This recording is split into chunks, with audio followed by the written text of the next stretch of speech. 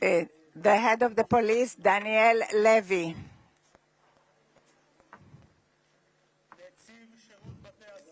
The head of the prisons, Mr. Jacobi.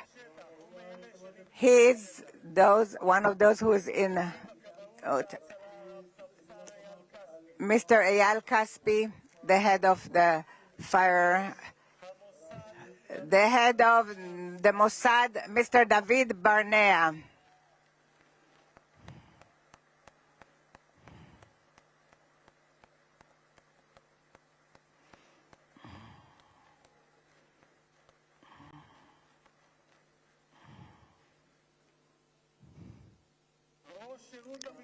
The head of the General Zini, the head of the General Security.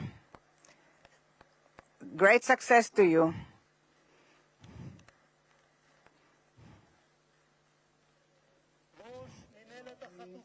The head, Mr. Gal Hirsch, the head of the headquarters for the abductees.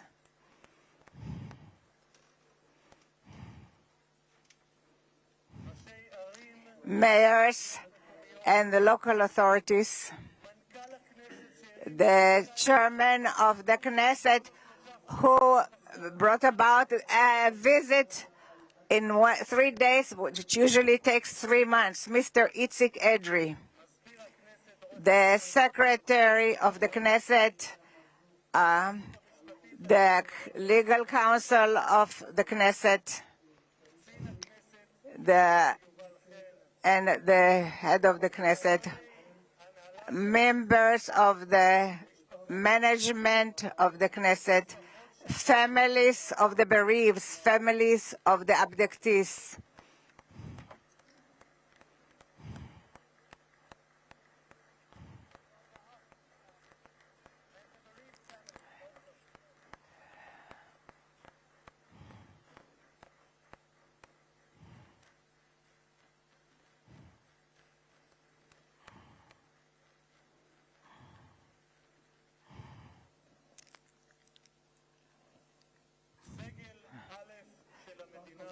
The head, great honoraries, and I am exempt the others from mentioning them, dear, and the citizens of Israel. I had the special honor to bless together with you the best friend that Israel ever had in the White House. Welcome to Israel. Welcome to the Knesset, the President Donald J. Trump.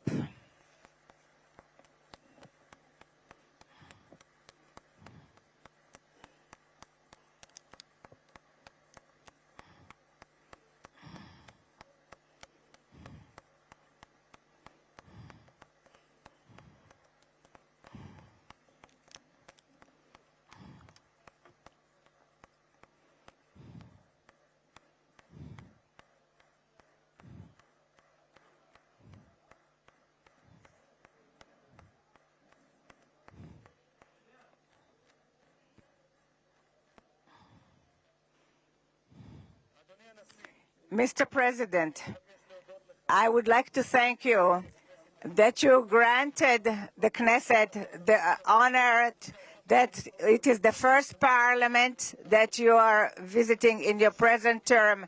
In the Jewish tradition, we are used to bless you, the one who gives us the honor. Thank you very much, Mr. President, President Trump. Honorary President, 2,000 years ago, we were exiled from our homeland, but in all the diaspora that we lived by, we never forgot Jerusalem, the beating heart of the Jewish people, since it's for which we prayed for year after year. And 7 years ago, it was you, President Trump, that in the name of the United States, you recognized Jerusalem as the capital of Jerusalem. You executed a promise that many other presidents promised. You transferred the embassy to Jerusalem. Thank you very much, President Trump. Thank you very much, President Trump.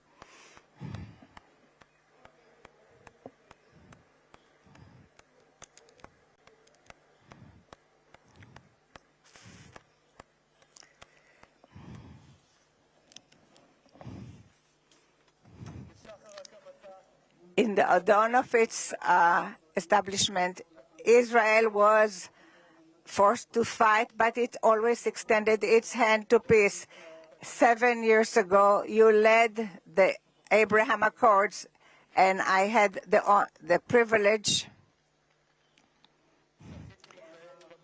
to serve in this government that signed it, and it was very meaningful for me because 2.5 years ago, I was the first head of the Knesset that was invited to speak in a parliament of Arab country, and it was in the country of Morocco, where my parents came from.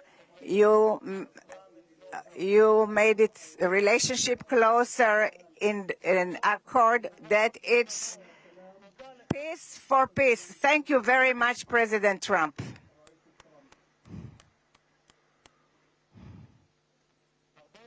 Many years before your first term, already in 2011, you identified this danger of nuclear Iran. Our nation's national security interests. We can't allow Iran to go nuclear. איום על ארצות הברית משמעו איום על העולם החופשי כולו. העקבית ששמה את Your continued that you put America first, but not America alone. You brought with you to the White House in your 2 terms 4 months ago, after Prime Minister started Rising Lion, you started the Midnight Hammer, which was a very brave action that there was nothing like it until you arrived at the White House. Thus, Mr. President, you prevented a nuclear holocaust that Iran wanted to bring about to the world. A country in its parliament, its elected officials cry death to America and death to Israel. And today we can say to the Ayatollahs, rule in Iran will not have nuclear power. Thank you, President Trump.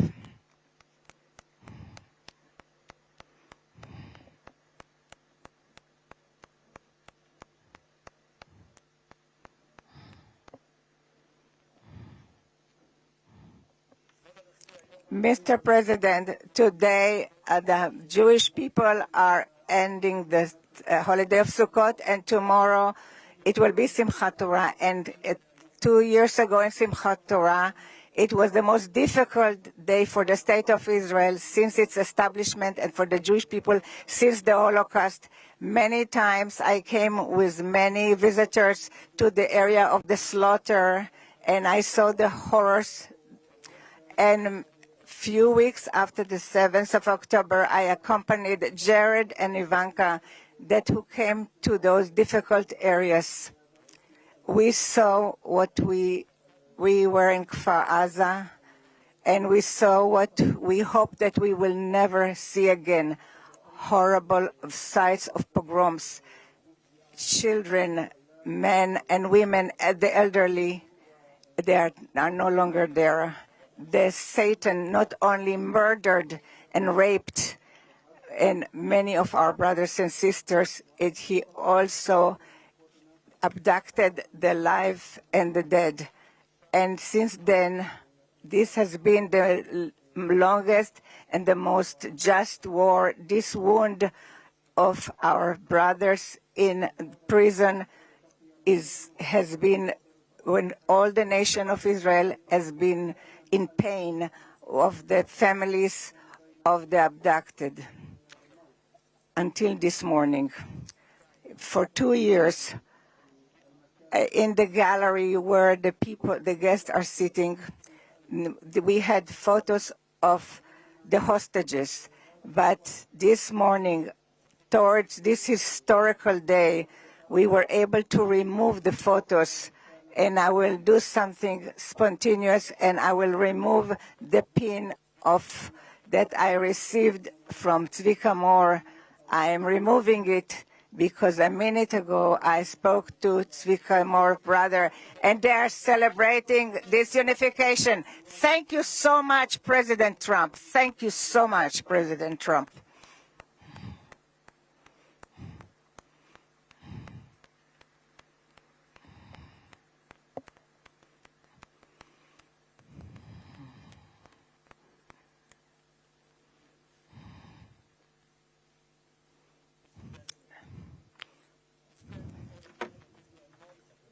Other American president, but as a giant of Jewish history, one for whom we must look back 2.5 millennia into the mists of time to find a parallel, Cyrus the Great.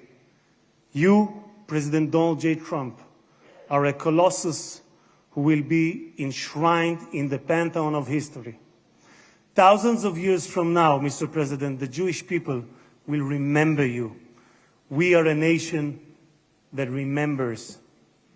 Far from being a local struggle, what we are witnessing is a global struggle, a global battle between the forces of extremism, radicalism, and fundamentalism, and those of freedom, liberty, and democracy. What the world needs now is not appeasers who feed the crocodile in the hope that they will be eaten last, like the kind we have seen recently at the UN General Assembly. And by the way, President Trump, your team has checked the teleprompter. It is working beautifully. What the world needs now are more leaders who are brave, resolute, strong, and bold. The world needs more Trumps.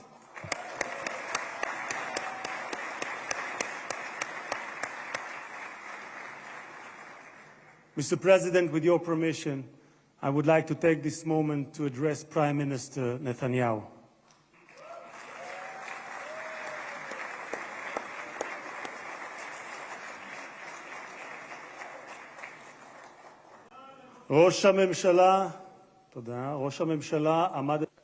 Mr. Prime Minister, you, the last few years, you faced great pressures. Steve Witkoff, the special envoy that fought along with you to return the hostages, said about you, the most difficult work was that of the Prime Minister. It was the Prime Minister who had to take hard decisions, how much we have to be hard towards Hamas and when we have to be more moderate. But the truth now that looking backwards, we wouldn't have reached this point if the Prime Minister Netanyahu wouldn't have acted the way he acted.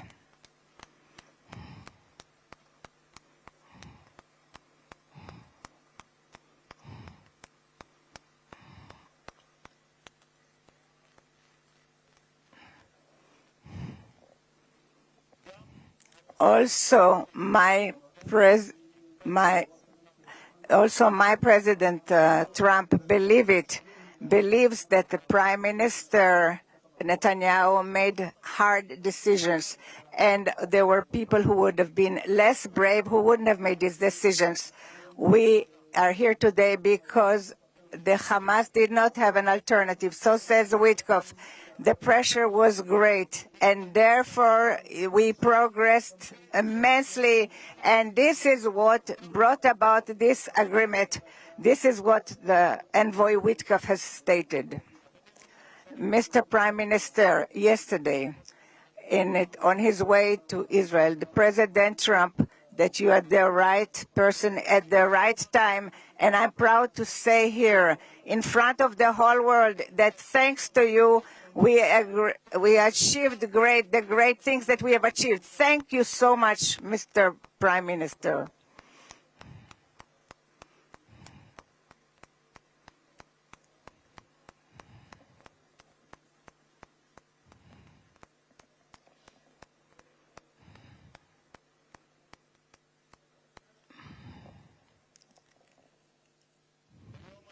This day, today, and we will thank from the heart, depths of our heart, to the brave soldiers of the IDF, of the Israeli Defense Forces,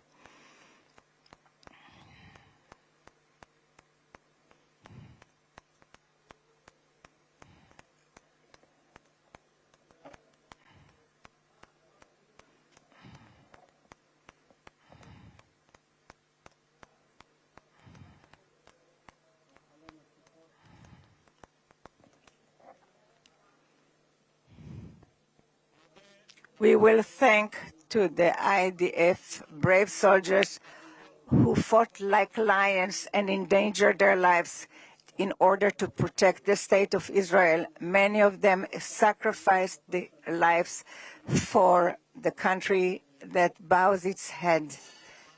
Their blood was did not die in vain, because with their heroism they brought this state, and their names will be inscribed forever in the hearts of the nation. President. There was not a single person on this planet who did more than you to advance peace. No one even came close.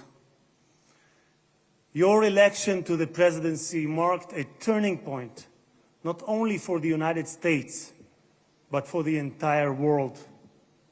Through your strength of character and unwavering resolve, you brought an end to bloody conflicts in no fewer than 8 regions across the globe. In less than 9 months, you became one of the most consequential presidents in history. You saved countless lives that would have been lost without your leadership. And as our sages teach, whoever saves one life, it is as though he has saved an entire world. You have proven that true peace is achieved through strength, and that only those who are prepared to use force in the present can prevent the need to use it in the future. Mr.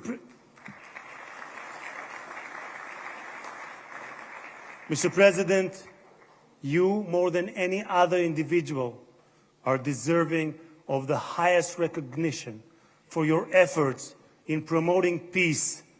Therefore, I hereby announce that together with our good friend, Speaker of the House, Mike Johnson, we will rally speakers and presidents of parliaments from around the world to submit your candidacy for the Nobel Prize, Peace Prize next year.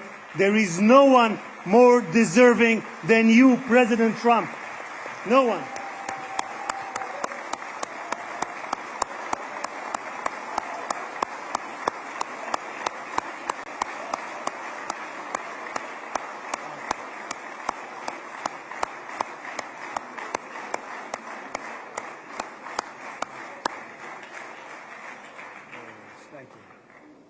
אדוני הנשיא, אנחנו ניצבים בפני ההיסטוריה ברגע... Mr. President, we are confronting history. It is a very exciting day for the citizens of Israel, a day that we all wished for. In the Jeremiah, it says that from when we hear your cry, there will be a wage for your... and they will return from the country of the enemies, and the sons returned to their borders, to their land. The book of Jeremiah. I want to wish all the hostages how happy we are and how good it is that you're back home. The President Trump, who will give us that the God Almighty will bless you, your family, your country, and all those who are dear to you, and will make America, and may God bless the state of Israel. תודה רבה וחג שמח.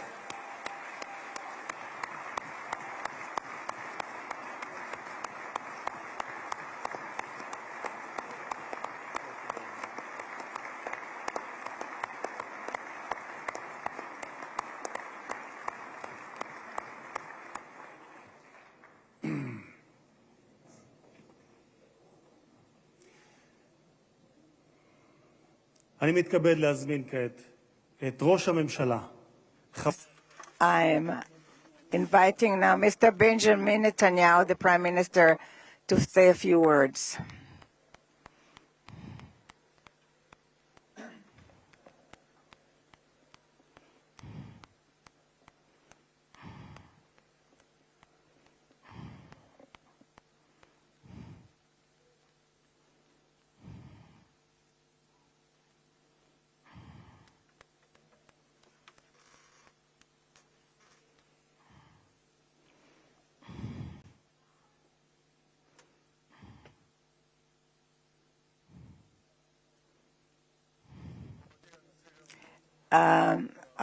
President Herzog and his wife Michal,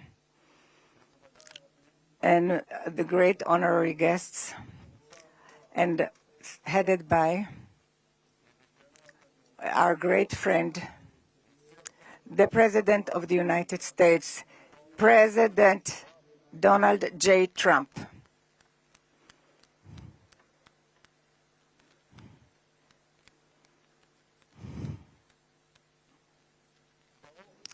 Welcome to Jerusalem, our eternal capital. Welcome to Israel in this moving day, exciting day, that will be inscribed in the history, on the annals of Israel. And you too, Mr. President, will be inscribed in the history of our nation. And you are already inscribed in the history of the world. And we remember our friends. We know your part, your important part, and the determined part of the return of the hostages in this day, when we were informed today, an hour ago, that all our live hostages returned back to us. What excitement.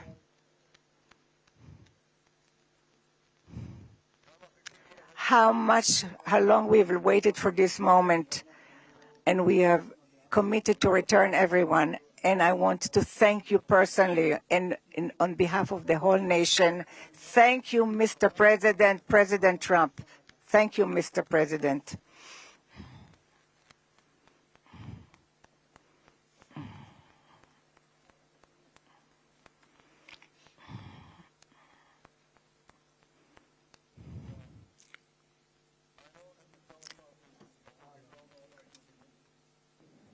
But I'm not sure about the translation.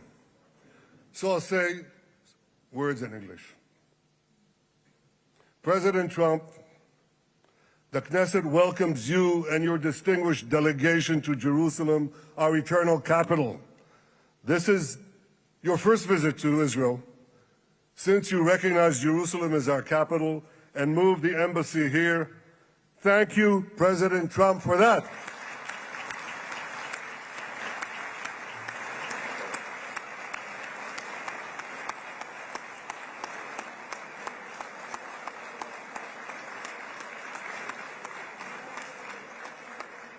There are many other reasons to thank you since your last visit here. Thank you for recognizing Israeli sovereignty over the Golan Heights.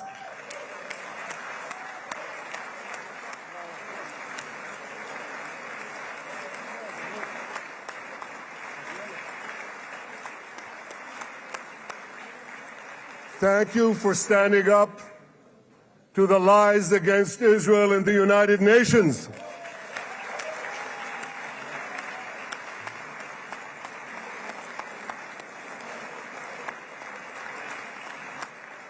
Thank you for recognizing in your 2020 peace plan our rights in Judea and Samaria, the ancestral homeland of the Jewish people.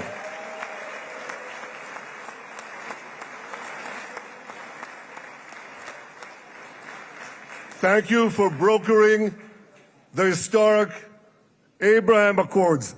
Abraham, Eskhemei Avraham.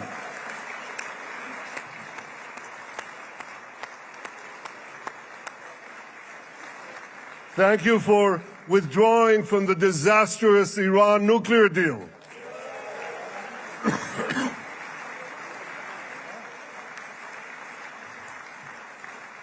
Thank you for supporting Operation Rising Lion and for your bold decision to launch Operation Midnight Hammer. Boy, is that, you got to hear this.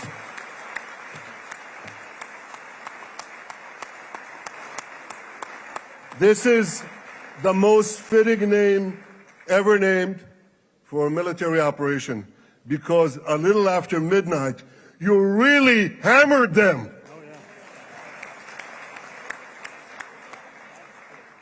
My friends, this is only a partial list, but it's enough to affirm what I've said time and again. Donald Trump is the greatest friend that the state of Israel has ever had in the White House.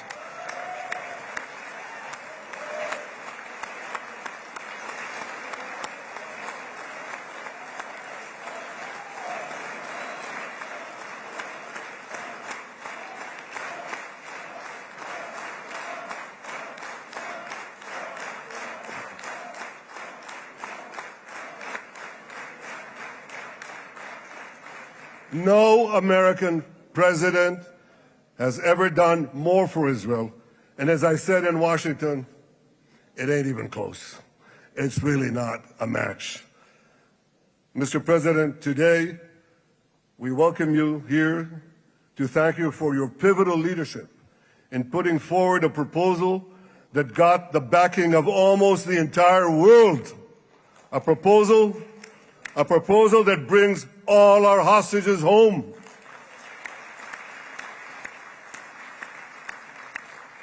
A proposal that ends the war by achieving all our objectives. A proposal that opens the door to an historic expansion of peace in our region and beyond our region. Mr. President, you are committed to this peace. I am committed to this peace. And together, Mr. President, we will achieve this peace.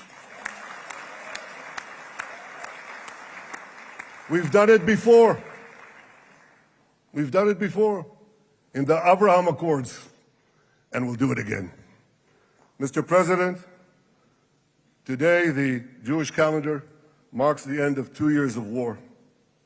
That war began on October 7th, on the Jewish festival of Simchat Torah. You always tell me, and you tell the world, remember October 7th. Mr. President, we remember. We remember the thousands of Hamas terrorists who stormed into our towns and kibbutzim. We remember the 1,200 people Hamas savagely slaughtered in cold blood, including dozens and dozens of Americans. We remember entire families burnt alive as they embraced each other. We remember the beautiful young Israelis brutally gunned down at the Nova Music Festival.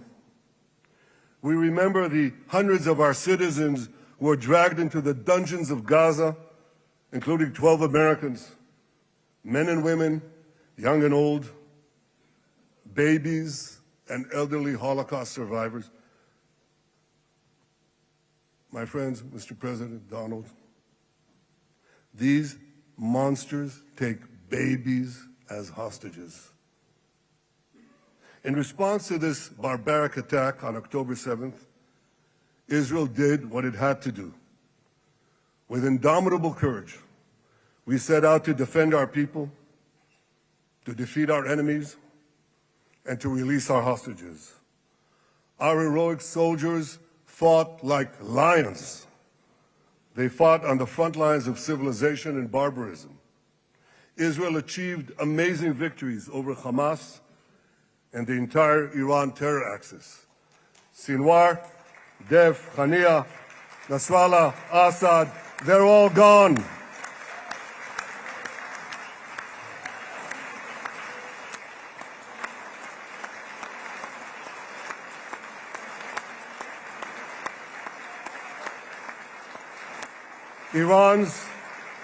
Iran's nuclear weapons and ballistic missile program, with your enormous help, Mr. President, rolled back. Half the Houthi leadership wiped out. But the price of this victory, the price of these victories, has been heavy. Nearly 2,000 of Israel's finest were lost, nearly half in battle. They left behind parents, spouses, siblings, and children. Their love and laughter, their promise and potential were lost forever. To the families of our fallen fighters, many of them are here, I say, I know the depth of your pain. I know the inconsolable grief that will accompany you for the rest of your lives. The state of Israel bows its head in eternal gratitude to our fallen heroes. Because of these heroes, our nation will survive. Because of these heroes, our nations will thrive. And because of these heroes, our nation will have peace. Mr. President, thousands of our brave soldiers were also wounded, suffering terrible blows to body and soul. Brave soldiers like Ari Spitz. Ari is an American. Ari is an American Israeli who was injured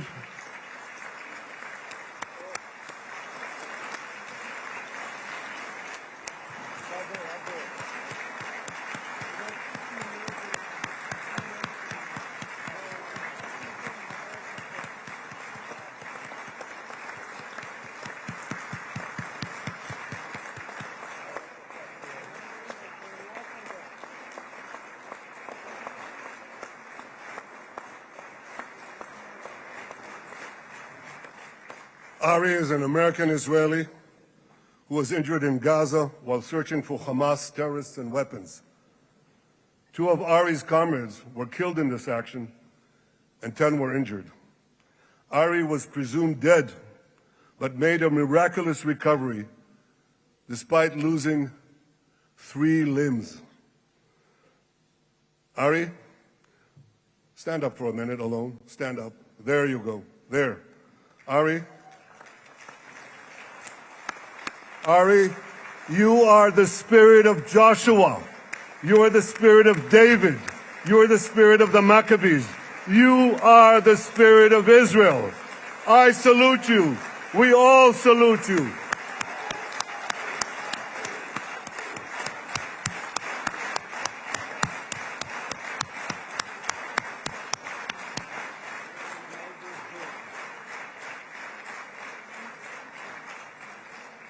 Sabine Tassa of Kibbutz Netiv HaAsara is watching us today from the Israeli consulate in Los Angeles. Sabine lost her husband and her oldest son on October 7th. She is the mother of 3 other boys. 2 of them, Koren and Shai, witnessed their father jump on a Hamas grenade to save his 2 sons. We all saw the film of those 2 boys crying out in pain, "Father is dead. Why? Why did God save me?" Mr. President, my friend Donald, I've seen some very tough things in my life. But I couldn't bring myself to watch those boys suffering again. So I didn't see this film except once. Yet Sabine, their mother, has had the strength and fortitude to show this film across the world. And my wife Sarah and I asked her, Sabina, how do you do it? Why do you do it? And she answered, I do it to show the entire world the monsters Israel is fighting and the justice of our cause. This is what she's doing once again in Los Angeles. Sabine, you can hear me now, so I want to tell you on behalf of all of us, you embody the spirit of our biblical heroines, Deborah, Ruth, and Esther. You too are the spirit of Israel, and we all salute you.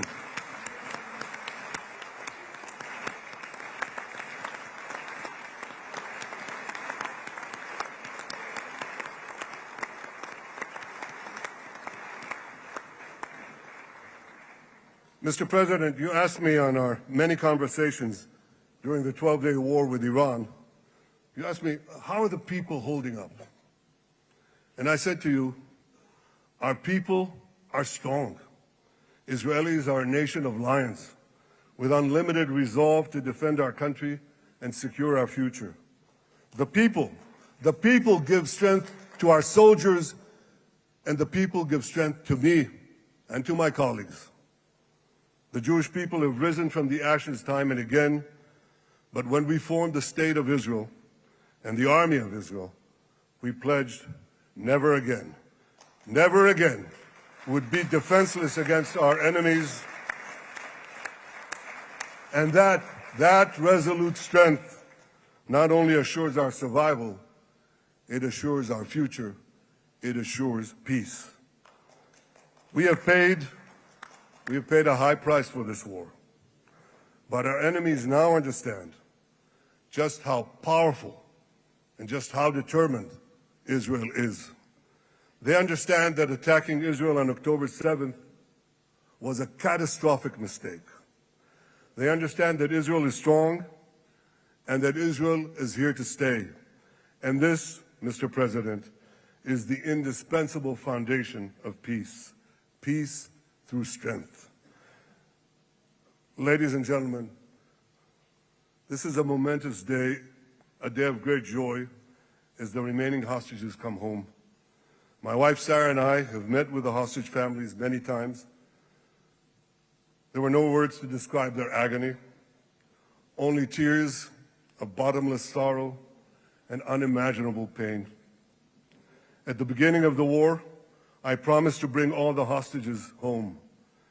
Today, with the indispensable help, the determined and focused help, the unremitting help of President Trump and his team, and with the incredible sacrifice and courage of the soldiers of Israel, we are fulfilling that promise.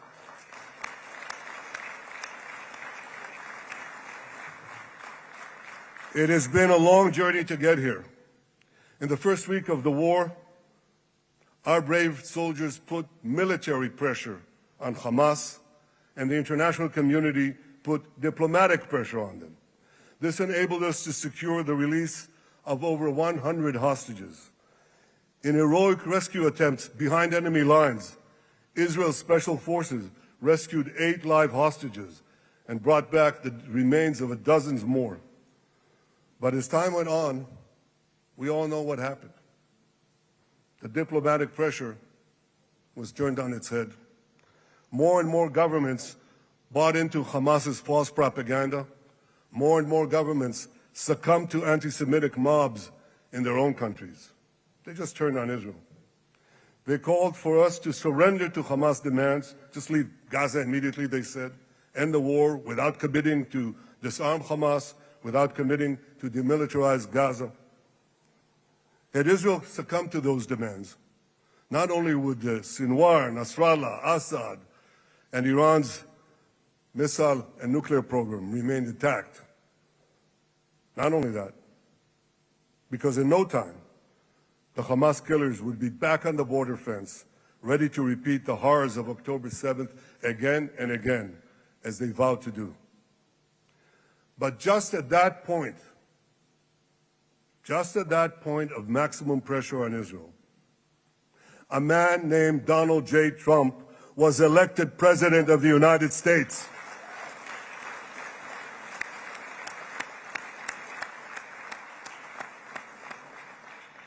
And ladies and gentlemen, overnight, everything changed. Everything.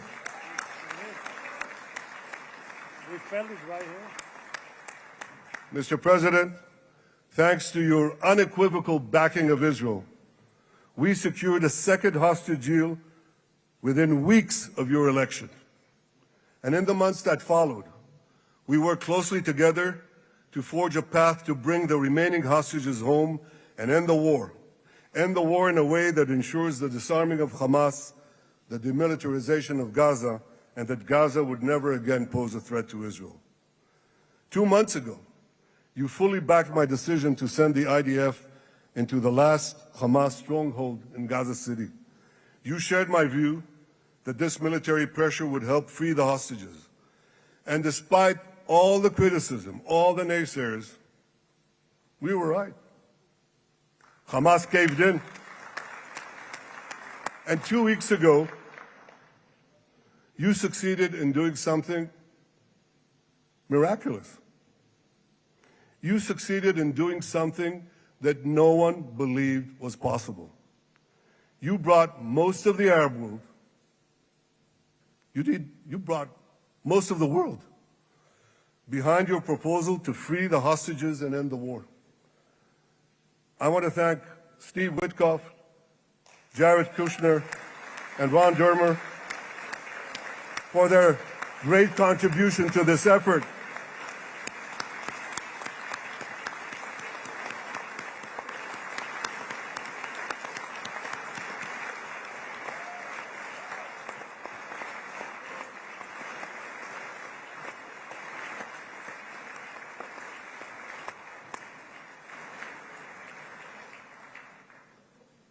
And I want to thank our negotiating team. I believe that the close cooperation between the two of us, between our two nations, combining Israel's military pressure and President Trump's unmatched global leadership. I have to tell you, I've seen a lot of American presidents. I've seen them all in the time that I've been here, and I've been here quite a lot of time. I've never seen anyone move the world so quickly, so decisively, so resolutely as our friend President Donald J. Trump.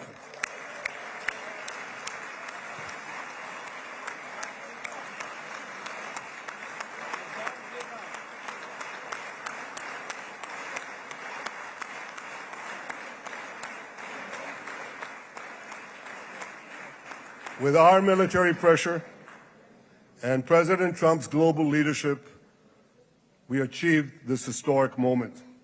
It's a moment of indescribable joy as our nation embraces our sons who are coming home. Mr. President, this week, Jews around the world are going to read the book of Ecclesiastes, Kohelet, in the Bible. The Bible has many miraculous moments. One of them was your decision to bomb Fordo. I think it was a pivot of history because it wasn't meant only to bomb Fordo. That action and your previous action of taking out Qasem Soleimani, the architect of death, I think that changed the balance of power in the world. You brought America back again to the driver's seat.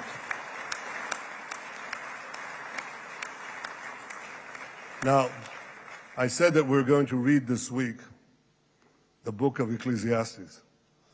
It's not a book of action.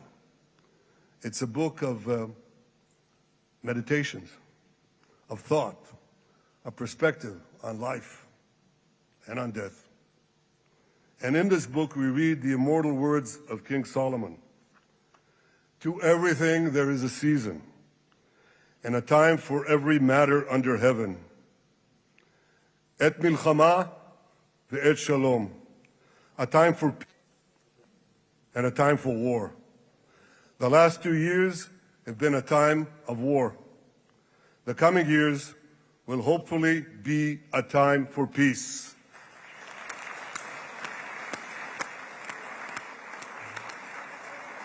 Peace inside Israel and peace outside Israel.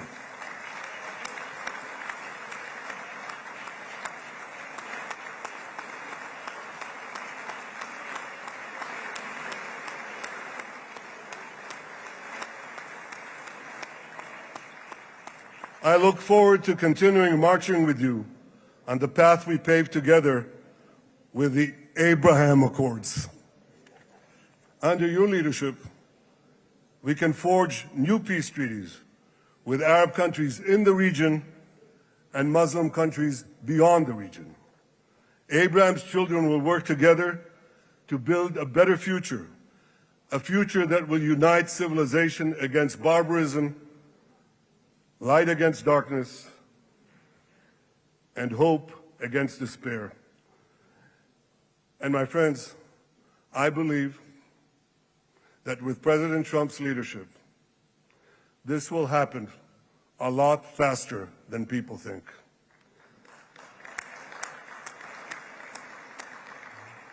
As Prime Minister of Israel, I extend my hand to hold those who seek peace with us. No one wants peace more than the people of Israel. Israel will always remain vigilant in defending itself, and Israel will always remain full of hope. Hope is our national anthem. Hope is our creed. Hope is our strength. It is time, my friends, to realize that hope and expand the circle of peace. Mr. President, thank you for all you have done for us. I have submitted your nomination to be the first non-Israeli recipient of the Israel Prize, Israel's highest award. As to that other prize, just a question of time, you'll get it. But I want you to get the Israel Prize, our highest award, to our greatest friend.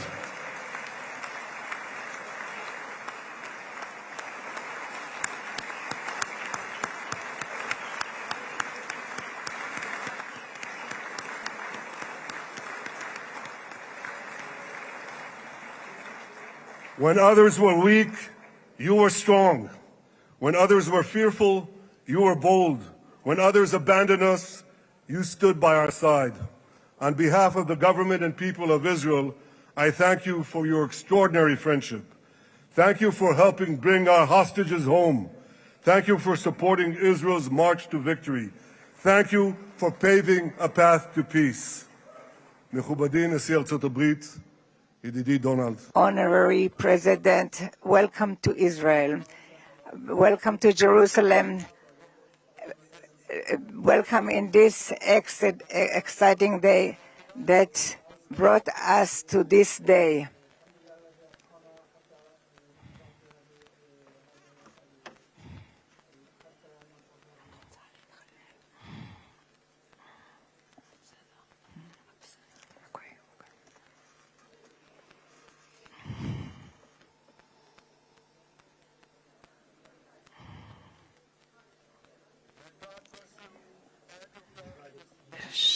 May God bless America, may God bless Israel, and may God bless the covenant between our two promised lands. Thank you, Mr. President.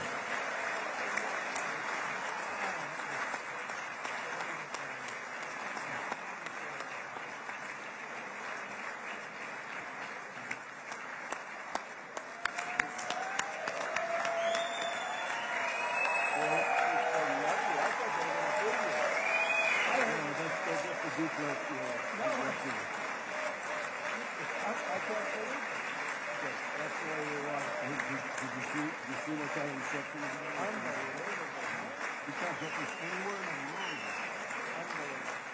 you'll get it in the morning.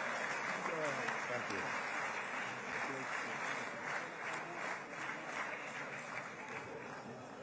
The President. Where?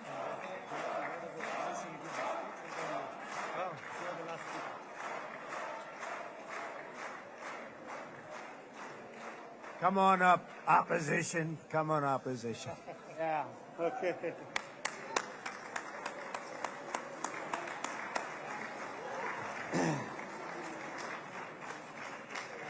אני מתכבד להזמין כעת את ראש האופוזיציה, חבר הכנסת יאיר לפיד.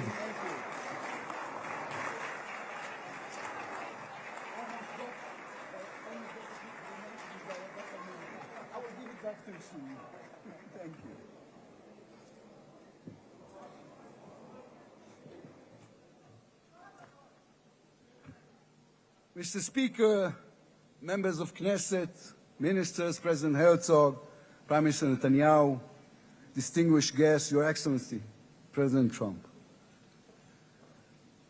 For 2 years, we waited for this moment. 2 years of sleepless nights, 2 years without air in our lungs. Our eyes are filled with tears today. Our hearts are filled with gratitude. Our children are coming home.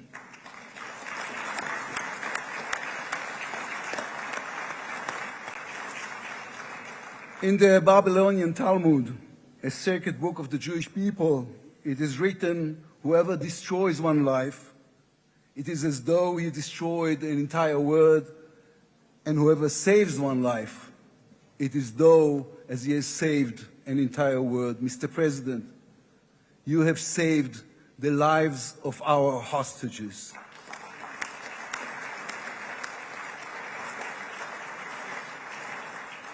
But you saved so much more. You have saved the souls of the bereaved whose loved ones now will be brought home for burial. You have saved thousands of soldiers who will now not fall in battle. And you have saved millions from the horrors of war. You have saved more than one life, and each life is an entire world.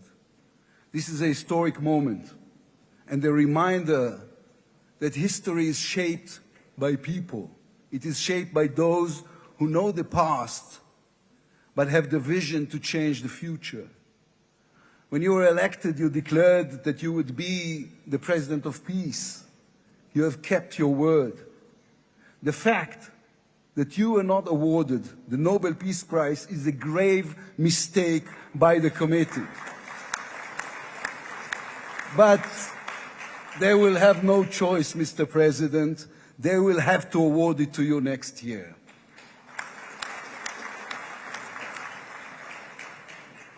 Peace will not come by waiting. It will come by building, by reaching out, and by daring once again to believe. You, Mr. President, have done the unimaginable. We will be eternally grateful. But we also need to take responsibility. The destiny of Israel will always be written by the people of Israel. We must now prove ourselves worthy of what has been achieved. From its founding, Israel has said to the world that our strength, our power, rest upon our values. Israel is the strongest country in the Middle East because we are the only democracy in the Middle East. Because we believe in the principles laid in our Declaration of Independence, which says Israel will ensure complete equality of social and political rights to all its inhabitants, irrespective of religion, race, or sex. It will guarantee freedom of religion, conscience, language, education, and culture. It will safeguard the holy places for all religions. Those are our values. That is who we are as people, as a country. Our neighbors must understand one more thing about us. We are not going anywhere.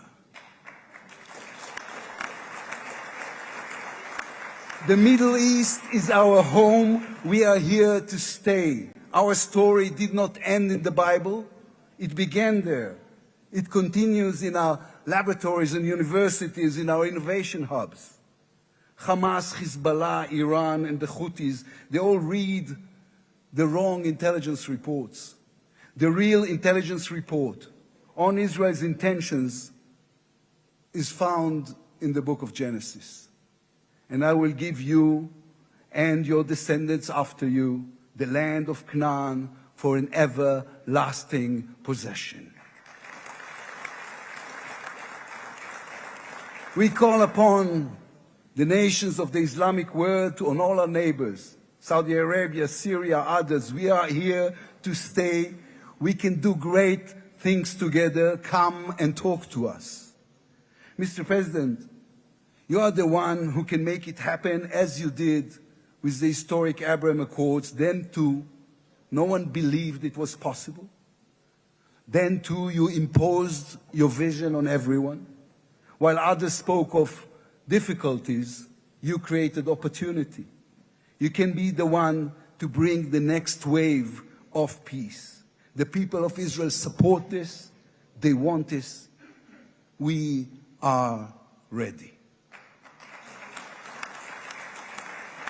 And you can later today in Egypt with your unbelievably talented team, my friends, Steve Witkoff, Jared Kushner, Marco Rubio, Pete Hegseth, forge a regional alliance that will change not only the Middle East but the entire world. After 2 years of war, the peoples of this region should look around and ask themselves, whose situation is better? Those who chose the path of peace or those who chose the path of war? Those who invested in their people, in the education of their children, in science and education and technology, or those who invested in hate and in violence? From here I say to all those who demonstrated against Israel these past 2 years, on the streets of London and Rome, in Paris and in Columbia University. I do not represent the government. As you know, I am the leader of the opposition. And I tell you, then, you were deceived. You were deceived. Propaganda experts, funded by terror money, manipulated you. Now that the war has stopped, you have time and a chance to go and learn the facts. The truth is, there was no genocide, no intentional starvation.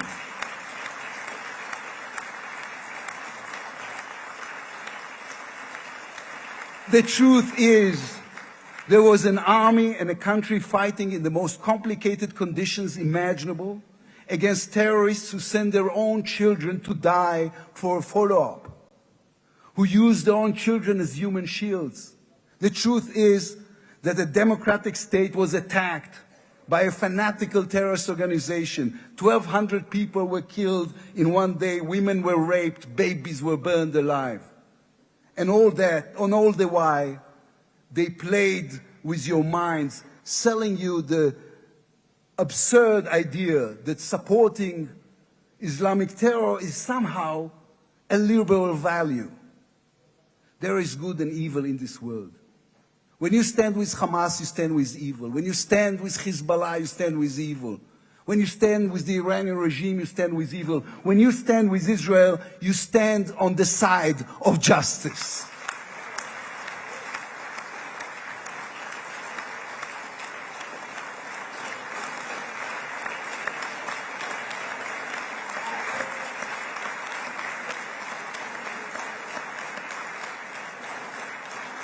Last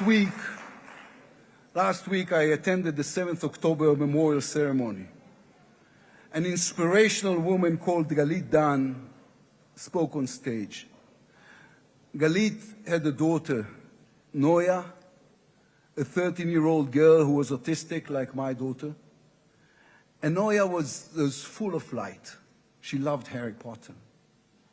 On that dark day, Noya was sleeping at her grandmother's, Carmela's house in Kibbutz Nir Oz. Carmela was 80 years old. Their bodies, grandmother and granddaughter, were found embraced. They were murdered together. On stage at the ceremony, Galit said a sentence that moved us all. We don't want revenge, she said. We want redemption. Today, the redemption begins. Israel has endured 2 terrible years on the battlefield and in the international arena. But in those 2 years, we also rediscovered our own greatness.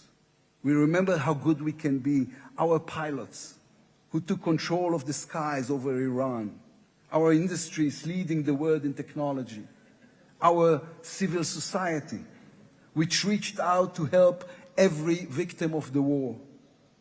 We will move forward toward a different future.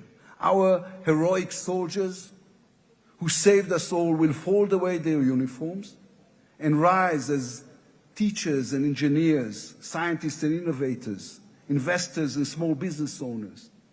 We will never be able to repay the debt to those who sacrificed everything these past years, to those who, as President Lincoln said, gave the last full measure of devotion.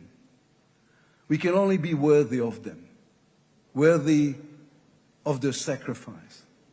Mr. President, allow me to speak also to the businessman in you, the deal maker who understands value. If there were one stock in the world I would invest in today, it is the State of Israel. If there were one nation that deserves unrestricted access to GPU chips, to AI and SMR technologies, to American markets, it is the State of Israel. Israel's future is intertwined with our eternal alliance, our strategic and moral covenant with our greatest friends, the United States of America. This war is over. We will always need to stay vigilant, to guard against those who seek our destruction. But the State of Israel is about to reinvent itself. The challenges ahead demand not only strength, but a new vision. It's time to take a new path. To be a nation that is advanced and thriving and peace-seeking. We have waited for this moment, for the end of the war, for the return of the hostages, for the chance to rechannel our grief and loss into the energy needed to rebuild our nation. Thanks to you, Mr. President. Thanks to our soldiers, our lions. Thanks to the millions of great Israeli patriots who filled the streets and the square and never, not for one moment, gave up on the hostages.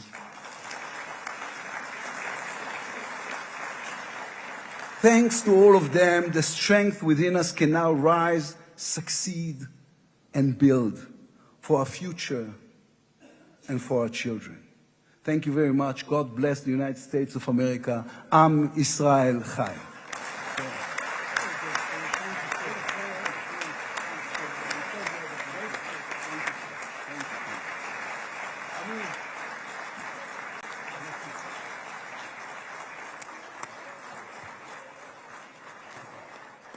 אני מודה לראש האופוזיציה. I would like to thank the head of the opposition, members of the Knesset,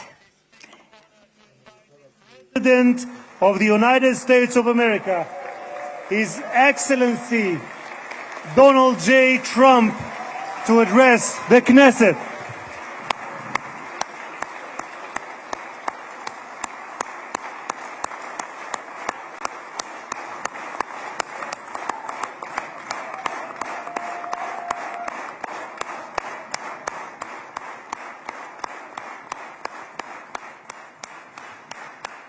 Thank you very much. Thank you. Thank you very much, everybody. It's a great honor. Nice place. Very nice place. Mr. President, Mr. Prime Minister, Mr. Speaker, esteemed members of the Knesset and cherished citizens of Israel, we gather on a day of profound joy, of soaring hope, of renewed faith, and above all, a day to give our deepest thanks to the Almighty God of Abraham, Isaac, and Jacob.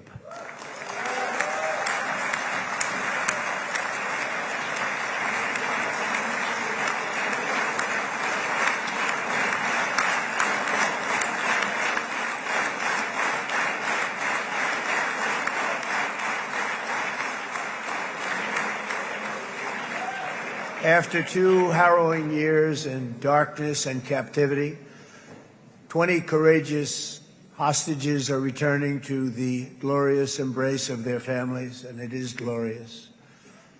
28 more precious loved ones are coming home at last to rest in this sacred soil for all of time. And after so many years of unceasing war and endless danger, today the skies are calm, the guns are silent, the sirens are still, and the sun rises on a holy land that is finally at peace, a land and a region that will live, God willing, in peace for all eternity.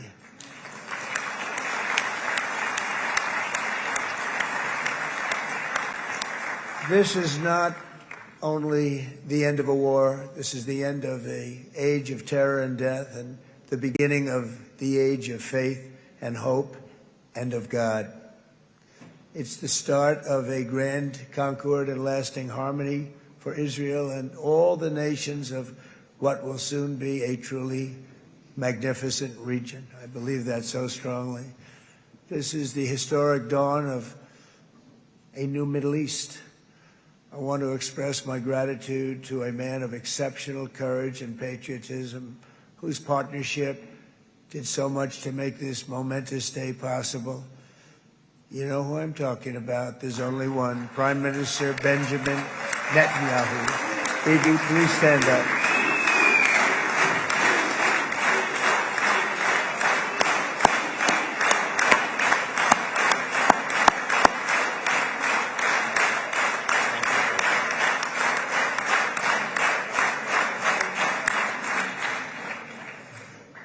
And he is not easy, I want to tell you. He's not the easiest guy to deal with, but that's what makes him great. That's what makes him great.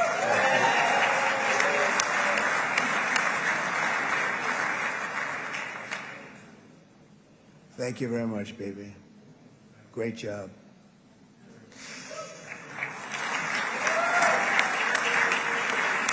And let me also convey my tremendous appreciation for all of the nations of the Arab and Muslim world that came together to press Hamas to set the hostages free and to send them home. We had a lot of help. We had a lot of help from a lot of people that you wouldn't suspect, and I want to thank them very much for that.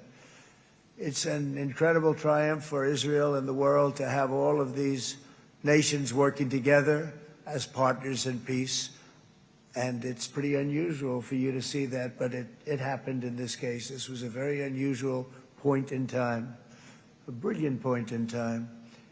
Generations from now, this will be remembered as the moment that everything began to change, and change very much for the better. Like the USA right now, it will be the golden age of Israel and the golden age of the Middle East. It's going to work together. I'd like to thank several great American patriots for their invaluable help in getting something done that almost everyone thought was absolutely impossible. We were wasting our time. So many people said, "You're just wasting your time." But we weren't, because we had talented people working with us, and we had people that love your country, and frankly, people that love the region. They love the Middle East. I want to thank my friend Steve Witkoff.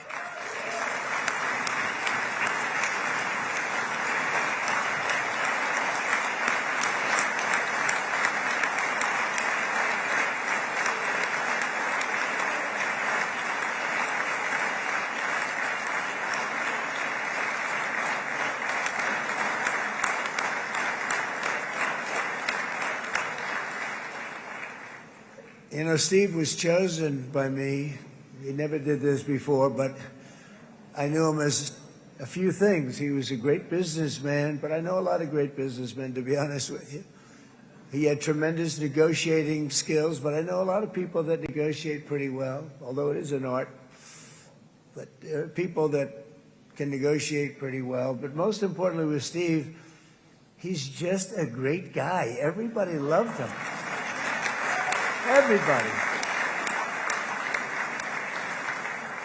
I mean, I know some negotiators that are so good, but you wouldn't have had peace in the Middle East. Would be in World War III right now with some of these guys. Everybody loves Steve, and they respect him, and they somehow can relate to him. I've known him for many years, and I've seen it over and over again. להוציא את חבר הכנסת עודה, להוציא אותו מהאולם, להוציא אותו מיד, החוצה, החוצה. Please expel this Knesset member. Please expel this Knesset member. Please expel Knesset member Kasif out of the hall. Please expel him immediately.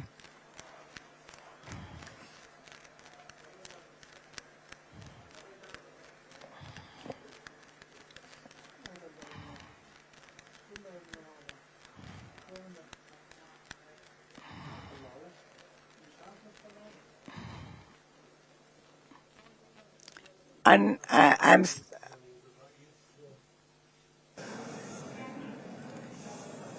That was very efficient.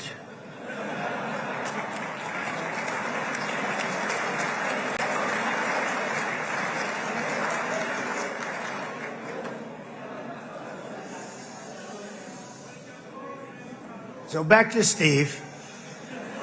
He's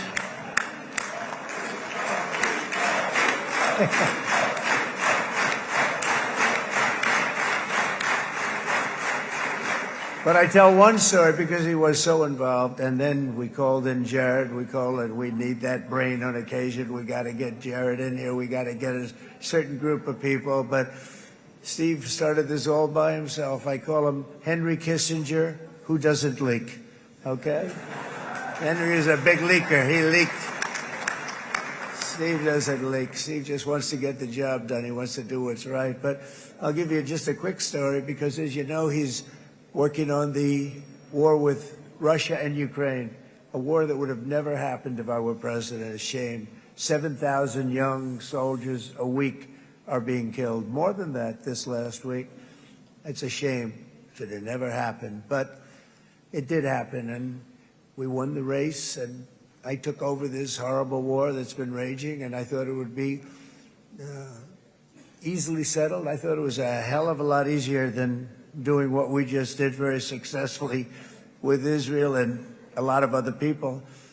But this came first, and we'll get that one. But I set up a meeting for him to meet with President Putin, thinking it would be a 15 or a 20-minute meeting. Steve had no idea about Russia, had no idea about Putin too much, didn't know too much about politics, wasn't that interested. He was really good at real estate, but he had that quality that I was looking for, and I didn't see it around in too many ways. And I set up the meeting with Putin, and I called. I said, is Steve finished yet? That was about a half an hour into the meeting.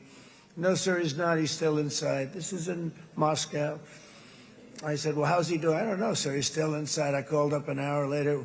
Let me speak to Steve. Sir, he's still with Putin.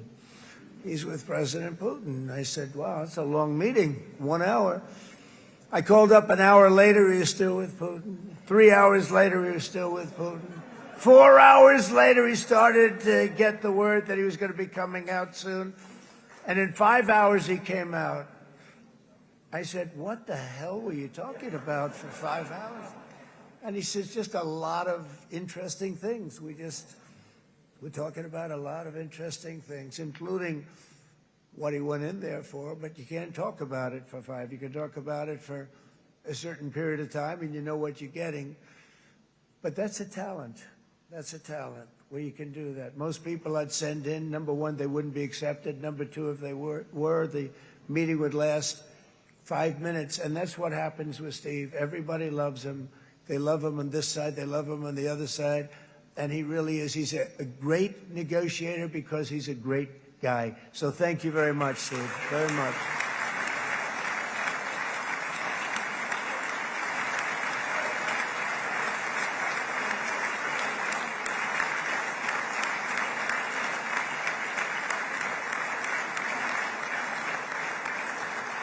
And let me also give a very special thanks to someone who truly loves Israel. In fact, loves it so much that my daughter converted. My daughter converted. I didn't know this was going to happen. And Ivanka's here.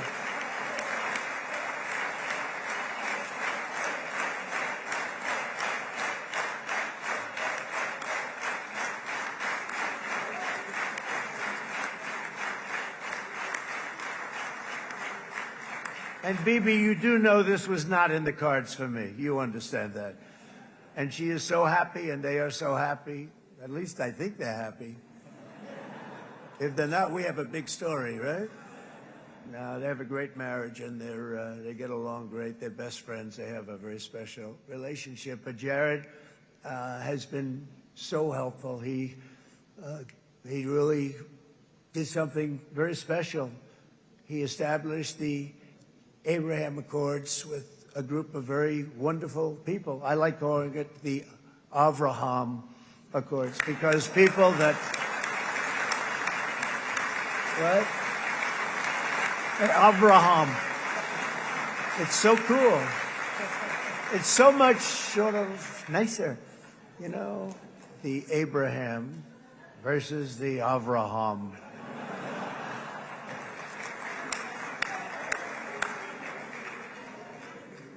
I just don't want to sound too sanctimonious when I do it, so, you know, I sort of split it up.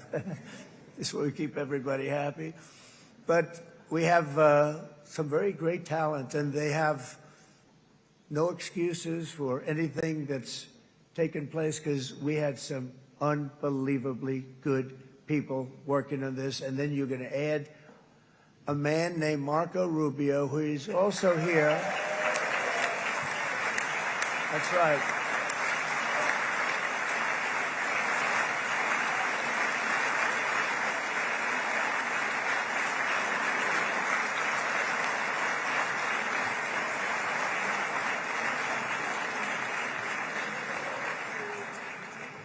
And I have a prediction that Marco will go down, I mean this, as the greatest Secretary of State in the history of the United States. I believe that. I believe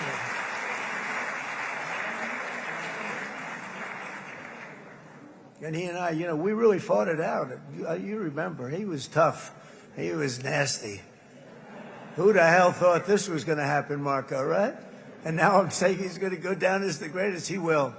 He was always smart and sharp, and people respect him.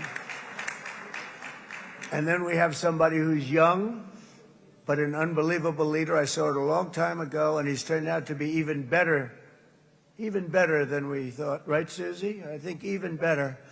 And that's Pete Hegseth, who is our Secretary of War, formerly Secretary of Defense.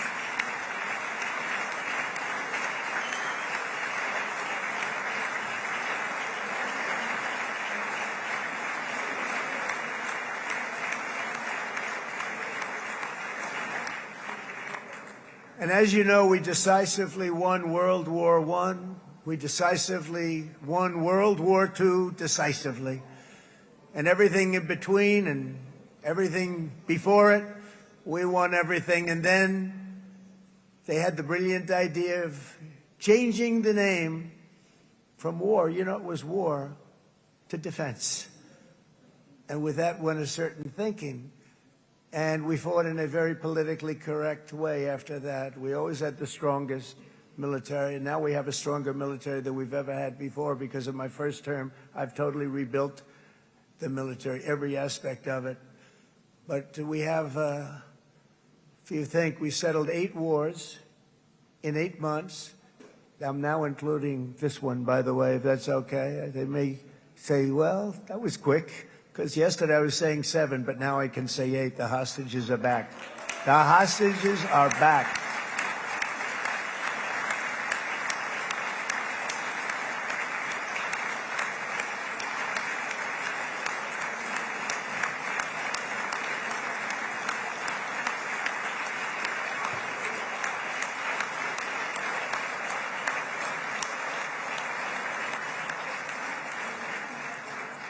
It is a good feeling. Isn't that nice to say? You know, I just said the hostage. First time I said the hostages are back. It feels so good to say it. But when you settle 8 wars in 8 months, that means you don't like war. Everyone thought I was going to be brutal. In fact, I remember Hillary Clinton during a debate, she said, look at him. He's going to go to war with everybody. And actually, she said, he's got a personality that's all about war. No, and my personality actually is all about stopping wars. And it seems to work. It seems to work. But it also means this name change and our attitude that we're not going to go into a war. But if we do, we're going to win that war like nobody has ever won a war before. We will not be politically correct, but we're not going to be there. And I think, you know, as you mentioned, Bibi, before, peace through strength. And that's what it's all about. The United States has the greatest and most powerful military in the, right now, history of the world. I can tell you we have weapons that nobody's ever dreamt of. I only hope we never have to use them. I rebuilt the military. I was proud to do it, but some of the things I hated to do. I hated certain of the weapons because the level of power is so enormous. It's so dangerous, so bad. But we have to do what we have to do. We make the best weapons in the world, and we've got a lot of them. And we've given a lot to Israel, frankly. And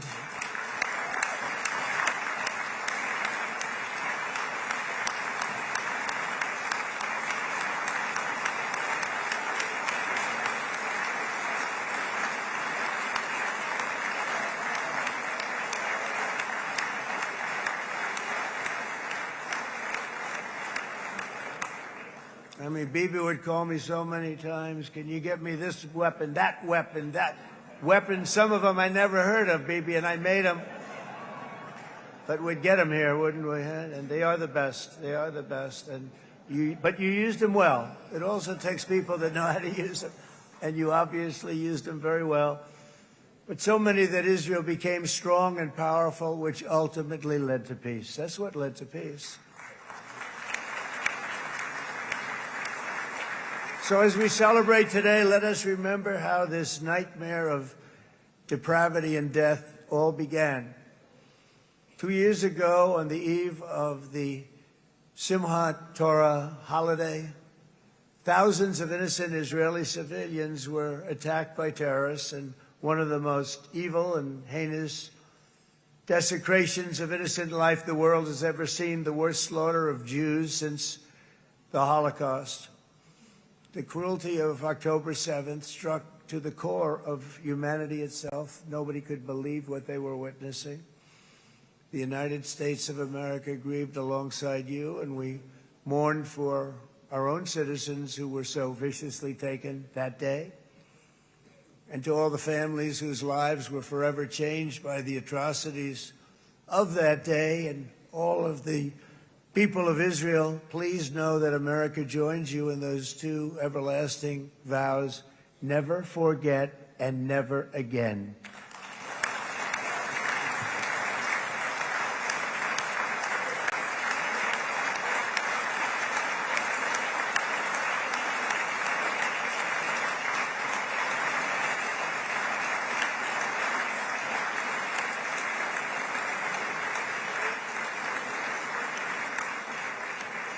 From October 7th until this week, Israel has been a nation at war, enduring burdens that only a proud and faithful people could withstand. It was a very tough period of time. For so many families across this land, it has been years since you've known a single day of true peace. But now at last, not only for Israelis, but also for Palestinians and for many others. The long and painful nightmare is finally over. And as the dust settles, the smoke fades, the debris is removed, and the ashes cleaned from the air, the day that breaks on a region transformed, and a beautiful and much brighter future appears suddenly within your reach. This is now a very exciting time for Israel and for the entire Middle East, because all across the Middle East, the forces of chaos, terror, and ruin that have plagued the region for decades now stand weakened, isolated, and totally defeated. A new coalition of proud and responsible nations is emerging, and because of us, the enemies of all civilization are in retreat. Thanks to the bravery and incredible skill of the Israeli Defense Forces and Operation Rising Lion,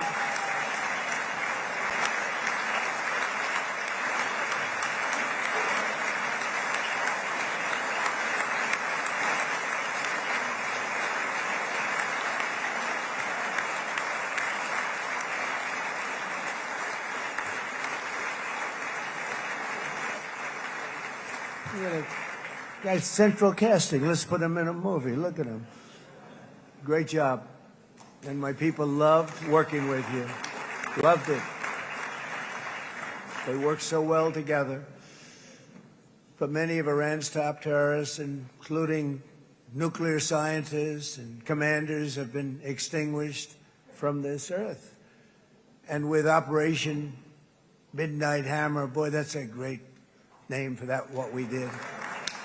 Last June, the United States military flew 7 of those beautiful B-2 bombers. They look so beautiful all of a sudden. They were always, I thought they were pretty planes. I had no idea they could do what they did. In fact, we just ordered 28 more of them. A little updated version. We ordered a whole pile of them. And almost 100 other planes went with them, including fighter jets. And we had 52 tankers, big, beautiful, brand new tankers that were loading them up 4 or 5 times. They've traveled 37 hours back and forth. Think of that. But we had tankers all over the sky for all the other planes. We had the F-22s, the F-35s, F-16s. We had a hell of a lot of planes.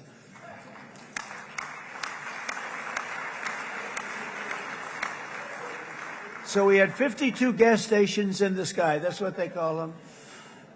I'll tell you, I wouldn't want to be flying one of them. We have our great General Raisin Cain right here. General, stand up. This guy. What a general. Thank you.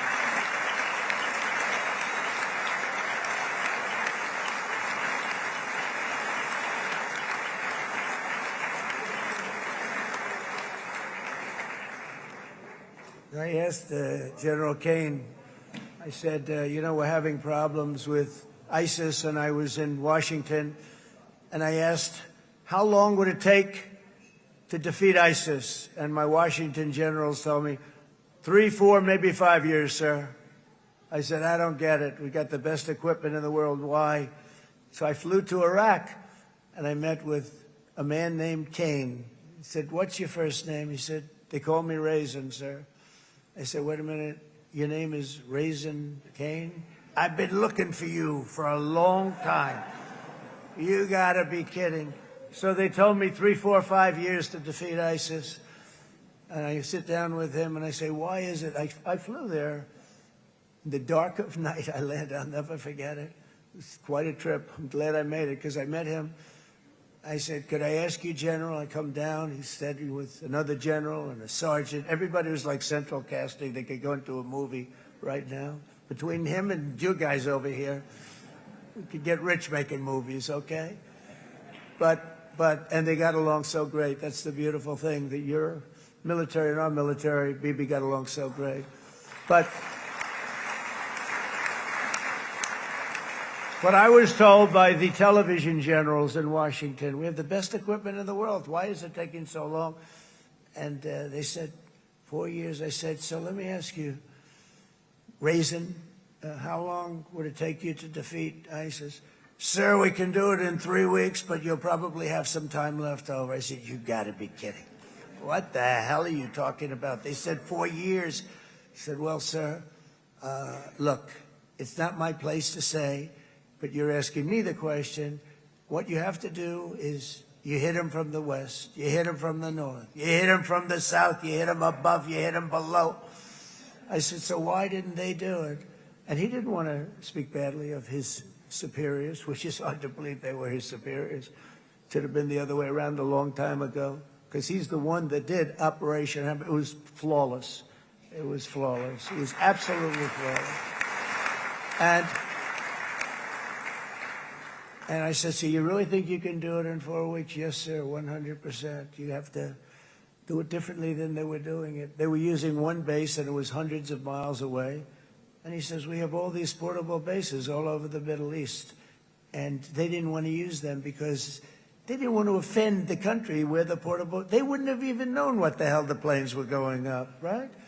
They wouldn't have known. But he said, no, they didn't want to defend anybody, offend anybody. And but we can do it in 4 weeks. I said, you sure about that? I'm going to call you back. I'll call you back on Monday. I'm going back to Washington. But you think 4 weeks? Yes, sir, I think we can do it in 4 weeks. We'll have time left over. So I call him on Monday. I said, you think you can do it? 4 weeks. I said, go ahead and do it. He did it. I'll tell you, he did it in 4 weeks, less than 4 weeks. So, General, stand up, please. Again, this is a real general. This is not a television general. He doesn't want to go on television.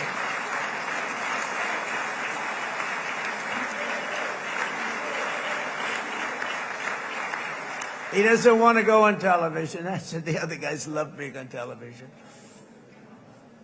So we dropped 14 bombs on Iran's key nuclear facilities, totally, as I said originally, obliterating them. And that's been confirmed, and everybody understands it. Together we stopped the #1 state sponsor of terror from obtaining the world's most dangerous weapons. And if you think about it, if we didn't do that, and assuming we made the same deal that we have today, there'd be a dark cloud over this deal. And #1, it wouldn't happen because the other Arab and Muslim nations really wouldn't feel comfortable making the deal that we have now, right? If Iran had that nuclear weapon that they were about 2 months away from having. They would have had it in 2 months or maybe less than that. They were right at, this was our last shot. They looked at it for 22 years. This was our last shot. The pilots told me that. They said, 22 years, sir. They looked at it. Our predecessors looked, they studied it. 3 times a year would do drills on that exact attack.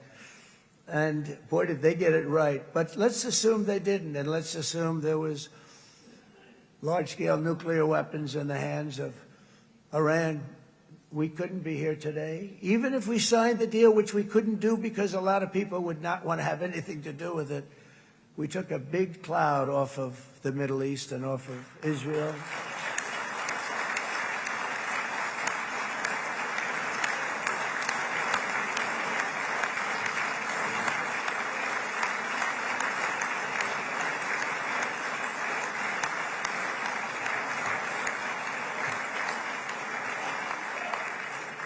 And it was my honor to help.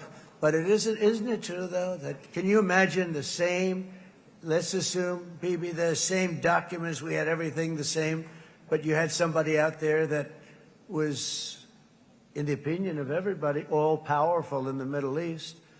They took a big hit, didn't they? Didn't they take a big hit? Boy, oh boy. They got it from one side, from the other. And you know, it would be great if we could make a peace deal with them. And I think that's big. Would you be happy with that? Wouldn't it be nice, I think? Because I think they want to. I think they're tired. Somebody said, sir, they're starting their nuclear program again. I said, let me tell you something. They're not starting anything. They want to survive. The last thing they want to do is start digging holes again in mountains that just got blown up and start... They're not doing it. They want to survive, okay? But I think we have a chance. Steve, you, and I think Jared, come on, I'll call you back for another one. We always bring Jared when we want to get that deal closed. We bring Jared, but Steve, you and Jared and the General and Pete and Marco, you'll get that deal done easy. I think that'll be easy. But first we have to get Russia done. We got to get that one done. If you don't mind, Steve, let's focus on Russia first, all right? We'll get it done. In Lebanon, the dagger of Hezbollah, long aimed at Israel's throat, has been totally shattered. My administration is actively supporting the new president of Lebanon in his mission to permanently disarm Hezbollah's terror brigades. He's doing very well. And build a thriving state at peace with its neighbors. And you're very much in favor of that, I know. And it's good things are happening there, really good things. And with this week's ceasefire, we've achieved the most challenging breakthrough of them all. The most challenging breakthrough maybe ever. I mean, I've never seen anything like it. I've been involved in a lot of success. I have never seen anything like what's going on today all over the world. People are dancing in the streets, not just in Israel. They're dancing in the streets of countries that would have never danced in the street about what's happening today. They're dancing in those streets. So this long and difficult war has now ended. You know, some people say 3,000 years, some people say 500 years, whatever it is. It's the granddaddy of them all. And in an unprecedented achievement, virtually the entire region has endorsed the plan that Gaza will be immediately demilitarized, that Hamas will be disarmed, and Israel's security will no longer be threatened in any way, shape, or form.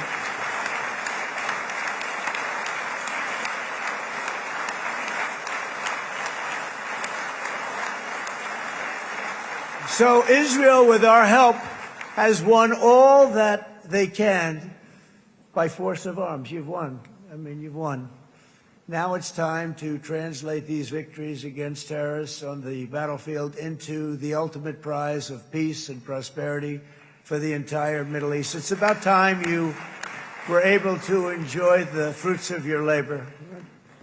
Mr. Opposition Leader. I said he's a very nice opposition leader. I think... No, he's a nice man. Bibi, he's a nice man. Good. He knows what he's doing, right? No, a very nice guy. Well, see, now you can be a little bit nicer, Bibi, because you're not at war anymore, Bibi.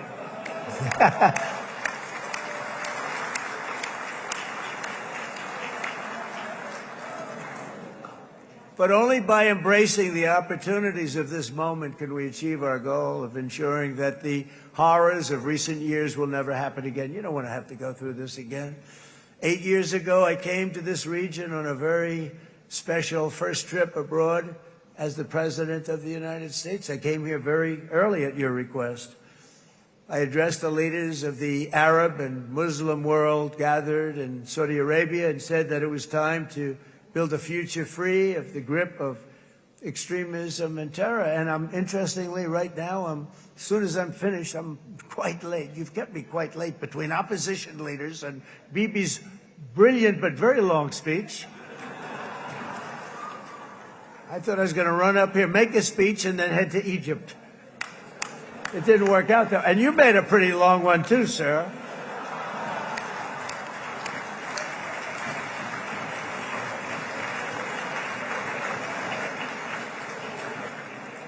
But I liked what you all said. It could be worse. Supposing on top of it, I didn't like what you said. That would be no good, Ron, would it?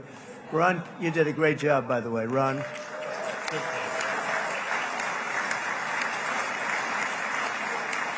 Yeah.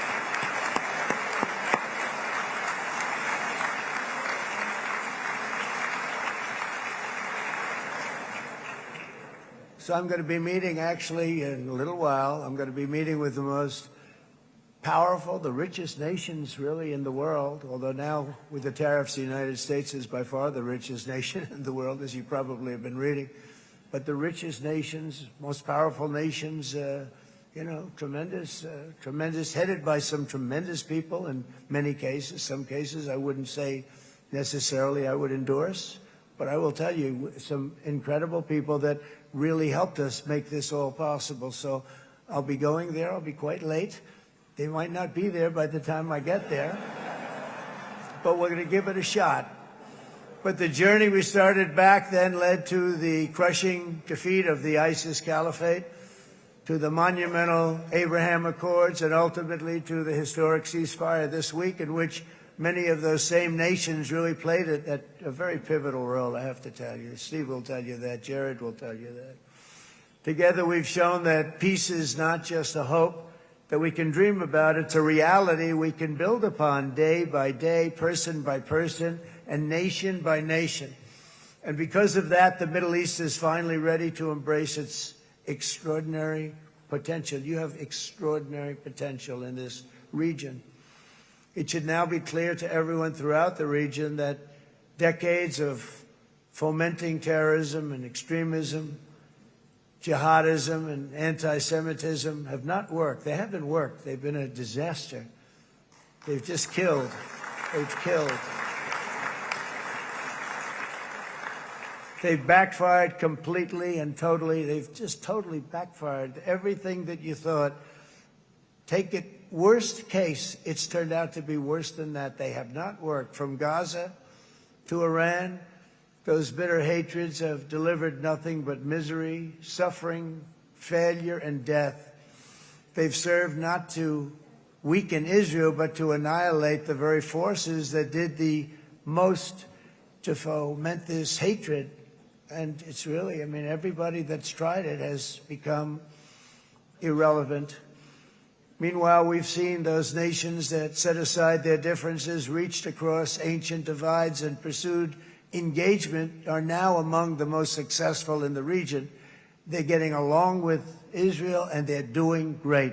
And I can tell you the 4 nations that joined the Abraham Accords early on, and you'd all be doing me a favor, and I'm going to be saying this in a little while to some other friends, would love you all to, is this right, Jared? Join up in the Abraham Accords. We have to join up and get together. You can have that whole thing filled out. We had a very weak administration, worst president in the history of our country by far. And Barack Obama was not far behind, by the way.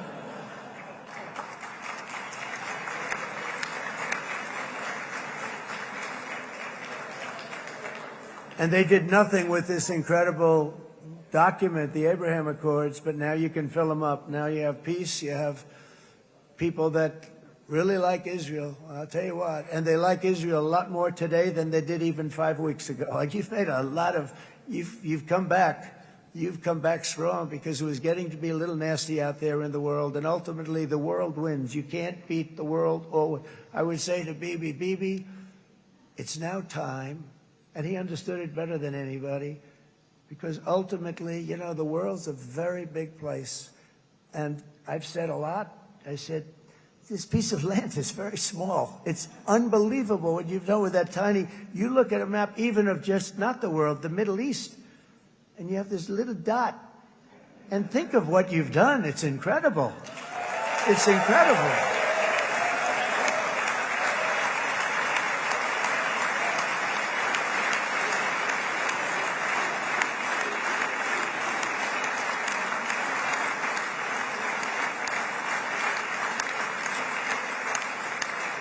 But the world is loving Israel again. And I said to Bibi, the world is big and it's strong. And Ron, ultimately, the world wins. And we don't have to worry about that now. But there was getting to be a period of time over the last few months, the world wanted peace and Israel wanted peace. Everybody did. Everybody did. And what a victory it's been, right? What a victory it's been. If you would have gone on for 3-4 more years, keep fighting, it was getting bad. It was getting heated.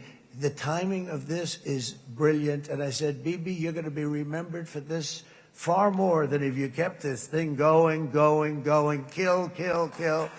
it would not be the same. And I just want to congratulate you for having the courage to say, that's it, we've won, and now let's enjoy our lives and let's rebuild Israel and make it stronger and bigger and better than it's ever been before. You're going to do that. Took a lot of guts. And the choice for Palestinians could not be more clear. This is their chance to turn forever from the path of terror and violence. It's been extreme, to exile the wicked forces of hate that are in their midst. And I think that's going to happen. I've met some people over the last couple of months that want to see it happen very much. And after tremendous pain and death and hardship, now is the time to concentrate on building their people up instead of trying to tear Israel down. We don't want that to happen again. And the total focus of Gazans must be on restoring the fundamentals of stability, safety, dignity, and economic development so they can finally have the better life that their children really do deserve after all these decades of horror. I intend to be a partner in this effort in the sense that we're going to help and we're going to do something that became unbelievably popular. Everybody wants to be on it. It's called the Board of Peace. Okay, how about that? Is that a beautiful name? Like a board of peace.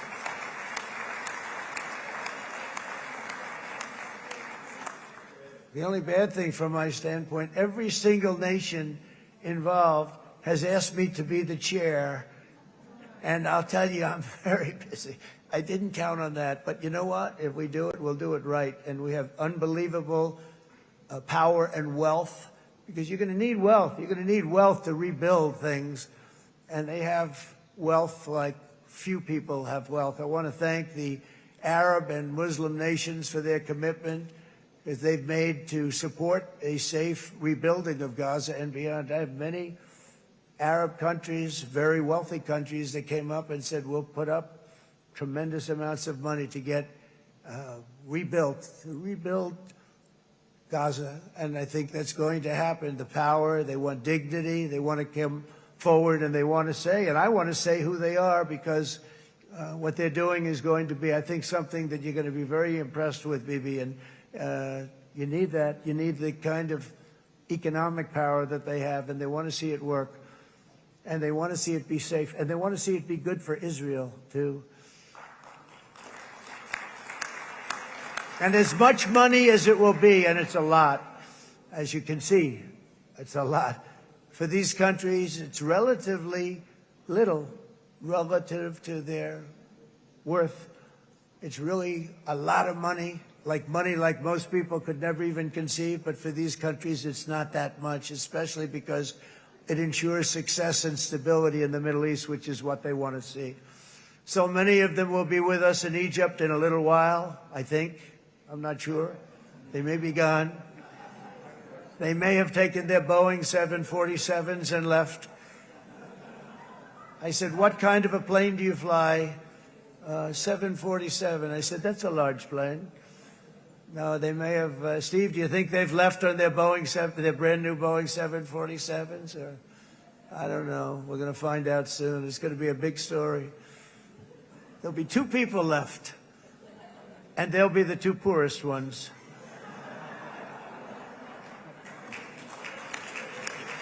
But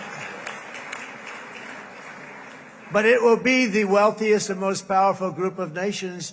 So the group that we have assembled, that's waiting for us, is the wealthiest and most powerful group ever assembled at one time. There has never been a group like this. And they're only looking for good. They want good. They're going to do good.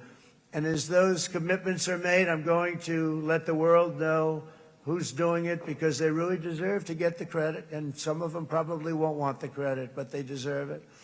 It's more obvious than ever that the productive and responsible nations of this region should not be enemies or adversaries. You should be partners and eventually even friends, and that's what's going to happen. I know it.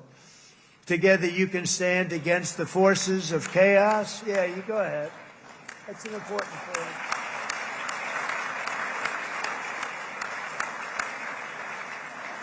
Because you can stand against the forces of chaos that threatened all of your interests, and it's always a big threat, and unleash incredible prosperity and opportunity for all the people of these lands, and that's what's going to happen. You're going to unleash numbers and success, the likes of which Israel has never been able to think of, because you're so firm, and you should be, and you've done the right thing in defending yourself. You're not going to have to worry so much about it. You've won, and now you can build, and you can do things that you never even thought possible. When you put that genius into doing something else, it's going to be something it's going to be a miracle. The miracle in the desert, it's going to be amazing. And it already is in a true sense. But it'll be wonderful when you can spend time thinking about other than war and defense and offense also. To that end, it's my firm hope and dream, frankly, that together the Abraham Accords will turn out to be everything that we thought they would. Those 4 countries were very, very brave in doing it. They did it at a very early point, and every single one of them benefits unbelievably financially. And if you noticed, even in this bad period that we just went through, they all remained a member of the Abraham Accords. They've done unbelievably well. And you know who you are, and I want to thank you. And they've stayed because of loyalty, but they've also stayed because it was really good business. They've made a lot of money being members, and you're going to all, I hope that every one of the countries that we're seeking, Jared, I hope they join quickly. No games, no nothing. Just join, get it. It's going to be a great peacemaker. It's really going to bring it together beyond anybody's wildest dream. So instead of building fortresses to keep enemies at bay, the nations of this region should be building infrastructure to weave your commerce closer together, because you've got to compete with the big world out there in commerce now. It's a different kind of competition. Instead of making weapons and missiles, the wealth of this region should flow to schools and medicine, industry, and, frankly, the new hot thing, artificial intelligence. It's a lot of intelligence you're going to have to be throwing off to pay back these sums of money that they're doing. But that's really the hot one. And I might say that the United States, a year ago, was a dead country. I say it to people. I heard it first from the King of Saudi Arabia. I then heard it from UAE. I heard it from Qatar. I heard it from many other countries. A year ago, the United States of America was a dead country. Now it's the hottest country anywhere in the world. It is the hottest. There's no question about it.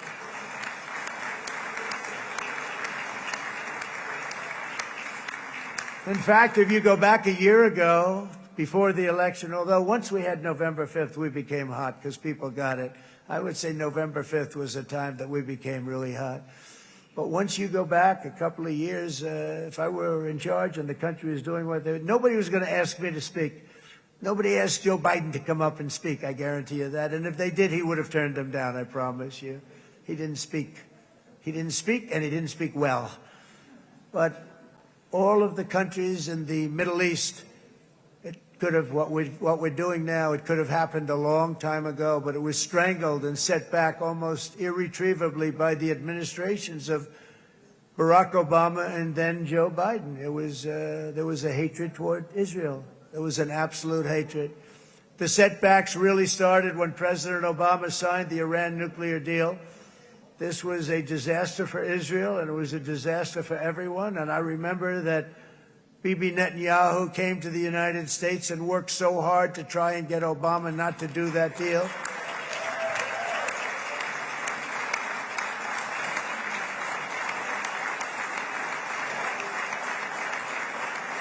He worked so hard. But it was like talking to a wall. I remember him telling me it was like talking to a wall. They wanted to go with Iran. They chose Iran, frankly, over a lot of other good nations, but specifically Israel. And that was the beginning of a very bad period of time. You had Obama go out, and the Iran nuclear deal turned out to be a disaster. And by the way, I terminated the Iran nuclear deal, and I was very proud to do it.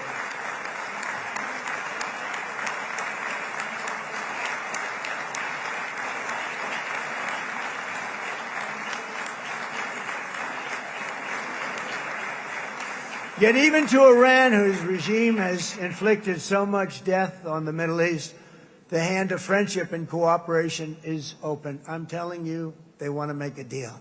That's all I do in my life. I make deals. I'm good at it. I've always been good at it. And I know when they want. Even if they said, we don't want to make a deal, I can tell you they want to make a deal. All right, they do. They want to make a deal, and we're going to see if we can do something, because this is crazy what's happening, and we're not going to have this anymore. Neither the United States nor Israel bear the people of Iran any hostility. We merely want to live in peace. We don't want any looming threats over our heads, and we don't want to even think in terms of nuclear destruction. It's not going to happen, never will happen. There's nothing that would do more good for this part of the world than for Iran's leaders to renounce terror, stop threatening their neighbors, quit funding their militant proxies, and finally recognize Israel's right to existence. They have to do that. They have to do that. And to Iran, and as you know, this is not said out of weakness. There's no weakness. But I'm going to say this, that we are ready when you are, and it will be the best decision that Iran has ever made. And it's going to happen. It's going to happen. And they're good people. I know a lot of Iranians in the United States. They're good people, smart, hardworking people. They don't want to see what's happened to their country. The story of fierce Israeli resolve and triumph since October 7th should be proof to the entire world that those who seek to destroy this nation are doomed to bitter failure. The state of Israel is strong, and it will live and thrive forever.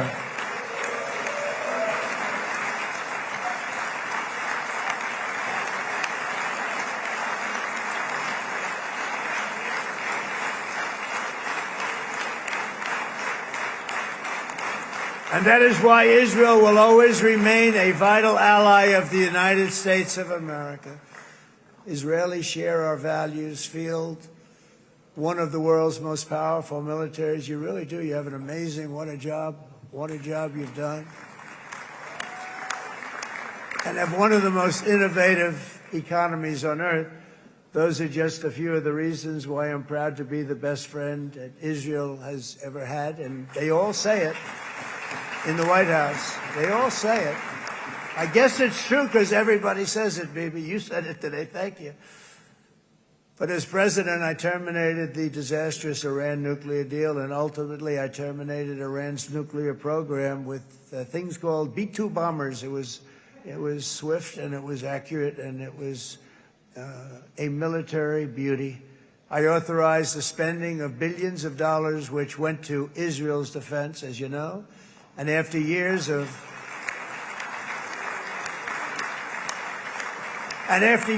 broken promises from many other American presidents, you know that, they kept promising. I never understood it until I got there. There was a lot of pressure put on these presidents. It was put on me too, but I didn't yield to the pressure. But every president for decades said, we're going to do it. The difference is I kept my promise and officially recognized the capital of Israel and moved the American embassy to Jerusalem.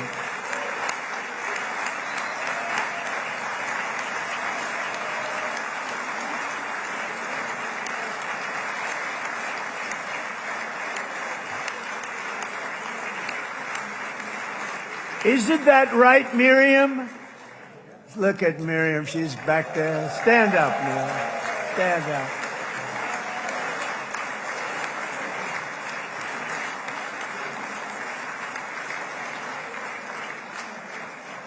Miriam and Sheldon would come into the office. They'd call me.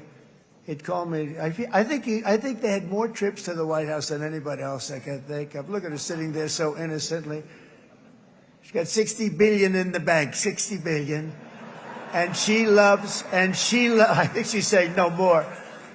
And she loves Israel, but she loves it, and they would come in, and her husband was a very aggressive man, but I loved him. He was a very aggressive, very supportive of me. And he'd call up, can I come over and see you? I say, Sheldon, I'm the president of the United States. It doesn't work that way. He'd come in, we would do. But they were very responsible for so much, including getting me thinking about Golan Heights, which is probably one of the greatest things to ever happen to Israel.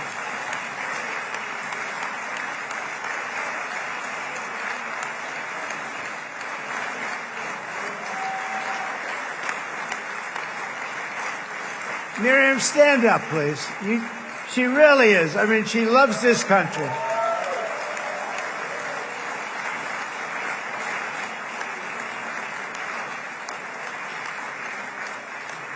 She loves this country. Her and her husband are so incredible. We miss him so dearly. But I actually asked her, I'm going to get her in trouble with this, but I actually asked her once, I said, so Miriam, I know you love Israel. What do you love more, the United States or Israel? She refused to answer. That might mean Israel, I must say. We love you. Thank you, darling, for being here. That's a great honor. Great honor. She's a wonderful woman. She is a great woman. I've always stood for the people of this community, and I always will. I'll always be with you. I'm always going to be with you. I guess maybe something could happen to change my mind. Somebody that's really stupid gets into office and wants to do really bad things, but that's about it. We don't think we're going to have that happen. I hope we're not going to have that happen. And this man is a good man right here. These two men are good men right here.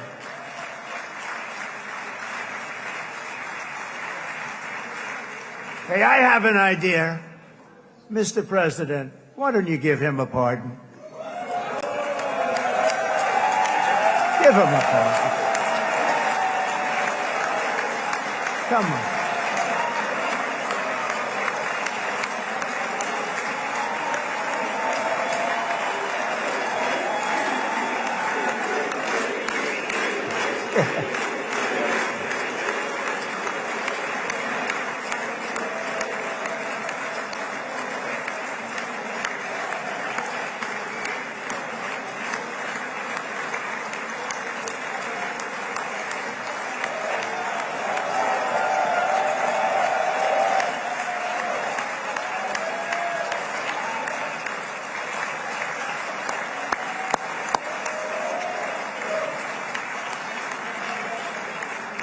By the way, that was not in the speech, as you probably know. But I happen to like this gentleman right over here, and it just seems to make so much sense. You know, whether we like it or not, this has been one of the greatest wartime presidents. This has been one of the greatest wartime presidents. And cigars and champagne, who the hell cares about that?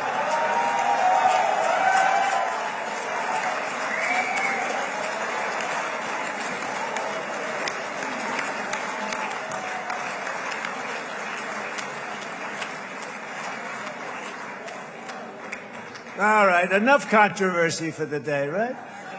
Actually, I don't think it's very controversial. So, you know, I mean, I see so popular. You are a very popular man. You know why? Because you know how to win.